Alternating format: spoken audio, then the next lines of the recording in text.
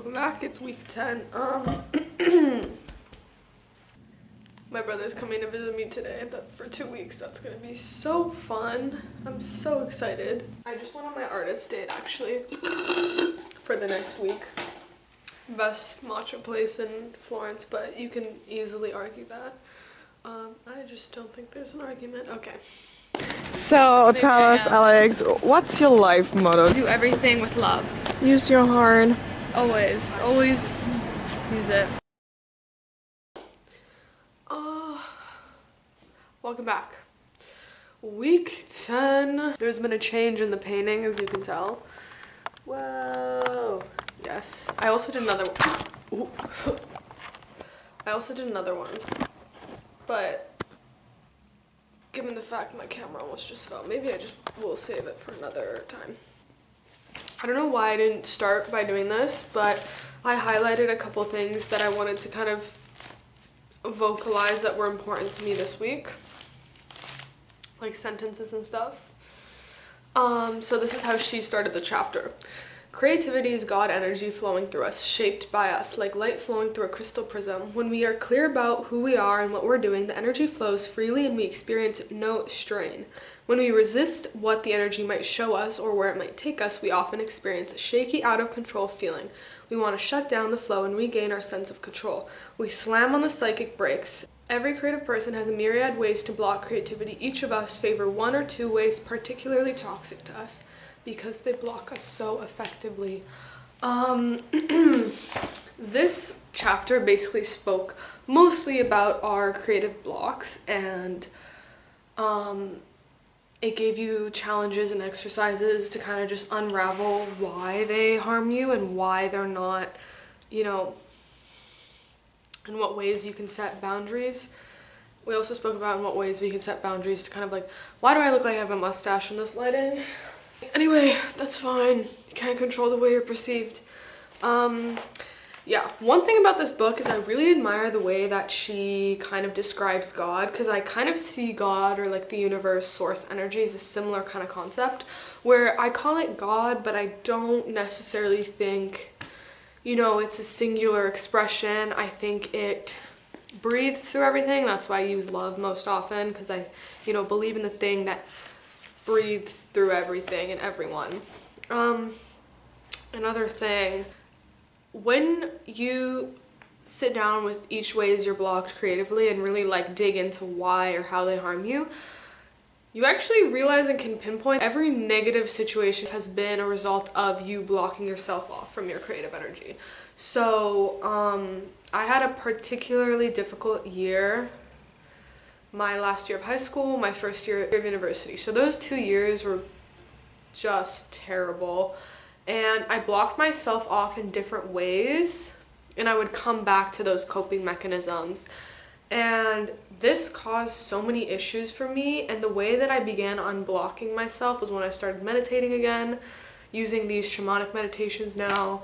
I experienced a more vivid kind of meditation where I really saw everything and I had to draw it, and then I started drawing. So it was actually like when I started drawing that I started to unblock the ways that I had been resisting my own creativity, because I think that I had but I think when you're an artist, you have to be self-sufficient in the way that you cannot expect anyone around you to express your vision. You can't. And I think that I held a lot of anger and resentment specifically to my parents for a really long time because they could never actualize what I saw in my brain. And I really was super bitter for a long time until I realized it's just not their responsibility and it's mine, and I can't like hate them because then it harbors resentment in my heart. It creates blockages and it creates these boundaries that are elusive because they're just not true. And so I actually had that experience today. Someone had bought me a suitcase, except it like wasn't the suitcase that I wanted, and then I got upset, and then they were upset at me. But it's like, if I had just taken the responsibility to buy my own suitcase and not depend on anyone else to think that they can read my mind and know what I want, even though I know specifically what I want. specifically to a T, I can tell you what I want. But then I'm like, oh, whatever, sure, you can do that for me. And it's like, can we muster up the courage to take responsibility for the things that we desire for once in our lives? And, you know, I'm finally kind of learning that. So I literally got faced with that today, which is a very like physical kind of manifestation of what I'm talking about. Like, we're not talking about creativity here, we're talking about a suitcase, but same kind of concept. And I literally was just like, I was upset at myself because I was like, we've been through this before. And, you know, I think it's time we just stop depending on other people, which is kind of harmful as well because it can close you. I think there's a very thin line between codependence and hyperdependence, and I'm trying to just find the middle ground where it's like you take responsibility for your desires and you know that no one else can actualize what you see or get you what you want. And I think that, you know, that's kind of the best way to live, where it's like you hold yourself accountable and you hold yourself through your desires. So, yeah. And so, I digress. You have to take responsibility for your own desires and, you know, your own vision. No one else can actualize it the way you can because it's coming through you. So you can't expect anyone else to care as much about your things than the way you care about it, because you're supposed to care about it more than other people. You're also supposed to believe in yourself more than others, which is something I've come to terms with. It doesn't matter if anyone else doesn't believe in me. That's not the point. And I think that once you release the need to fuel yourself externally is when you can actually stand solid regardless of what's going around. You know, because when you find a source that's true for your stability and your roots, then you can't be swayed by the wind or the noise or the words. So yeah, I think this is an important process that I've grown into doing this whole situation. Yeah. Let's see what I wrote in my week 10 review. The work is the work. It's not about being a famous writer, but a writer. She also spoke about in this chapter how it's like, you know, when we begin these like creative conquests. One second, my brother's calling me. Hello? What do you mean? Love you, bye. Back to it. So she speaks about how a lot of the times when we begin these creative conquests, we have these huge, you know, expectations for ourselves, which can be a derivative of like perfectionism, which, you know, you can't just say, oh, I'm going to be a drummer. We have to say, I'm going to be the best drummer in the world, which is completely unrealistic because you haven't even given yourself the chance to begin anything. So you're already losing, but you haven't even started, and you've done it at your own hands. You know, you've fallen at your own hands.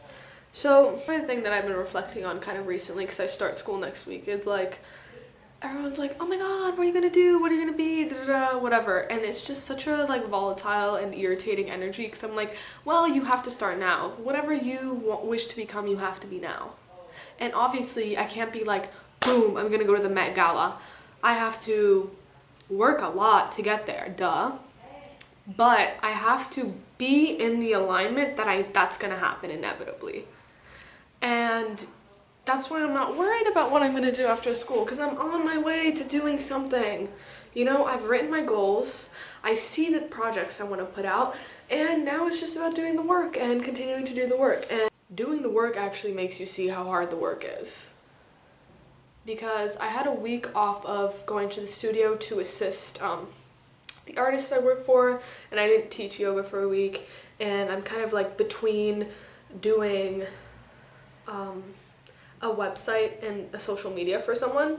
I just finished my contract for someone at the beginning of September, and I started a new one, so I haven't really been, like, I had a week off, and I literally just fully put all of my focus on editing and finishing things I've needed to finish. Like I said, I finished fixing another painting, I've been writing, I've been trying to organize my space and organize my thoughts and organize the direction of what I'm doing this year. And I'm like, I have been at it, like I have to love the work, not the outcome of it. So, something noted from this week's chapter: competition and creation are spirits opposite each other. Which reminded me of a friend. I have this friend, and she's like they're really competitive. And it's so funny because they always speak about creating but I never see them create because they hold themselves so accountable to their competitive spirit that they can never actually produce anything, because a perfectionism takes over of having to be the best. And once again, going back to my point, it's like you expect so much of yourself, but you haven't even started. So it's like, how do you expect to be, great if you aren't even anything? You aren't even last, So it's about getting on the chart, not being the best on the chart, because that comes with time and that comes with work and it comes with practice. And you just have to be comfortable in it. That's it. And so if you can be comfortable in the process for long enough and show up consistently and long enough and add factors in like incredible self-belief, even delusion, I would say, and allowing yourself to be seen, then it's inevitable. Your success is inevitable. That's it. Showing up consistently, self-belief, and allowing yourself to be seen and allowing yourself to do it. And I think with these three things, it's like, well, it's inevitable, whatever direction you go in. It doesn't take anyone who's a genius or really talented. You just have to do the work. And you have to believe in yourself. But those are also the hardest parts, because we stop ourselves. And that's also most of what this book is. It's being creatively blocked and stopping yourself from being creatively blocked.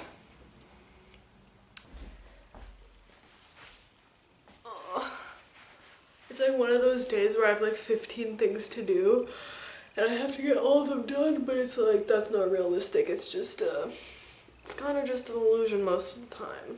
Kind of stress myself out for no reason most of the time. So I'm like, what actually do I need to get done? And then I'll do that. But this lighting, it's just not, it's really highlighting the state of my skin and my under eye bags. So that's just life, honestly. Yeah, just a lot of reflecting on how we stand in our own way. And how it literally just takes doing the work.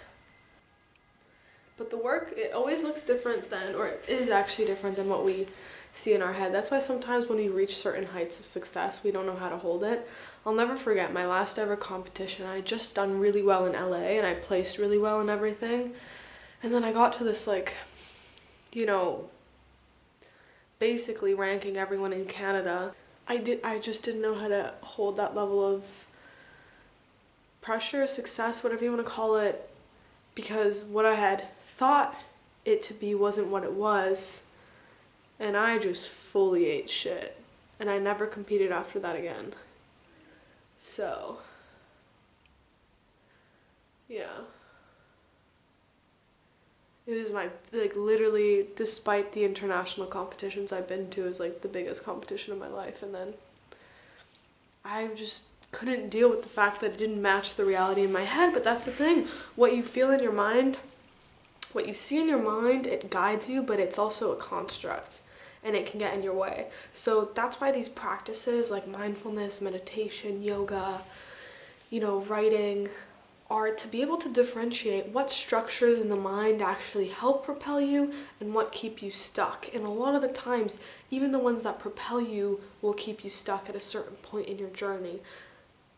In week 11, which we'll talk about next week, she speaks about how, as a creative, you're constantly changing, so your process is constantly changing, and what helped you create structure and some sort of success at a certain point will eventually stagnate you, because creative energy is continual. It's changing. It's